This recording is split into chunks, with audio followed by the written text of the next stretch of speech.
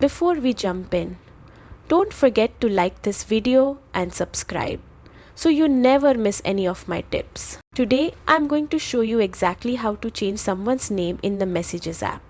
This works best on iPhone, but I'll also give a quick note for Android users. If you're on Android, some devices may not let you change the name directly in Messages. In that case, just open your Contacts app, find the person and edit their name there. Now, for iPhone users, here's what to do.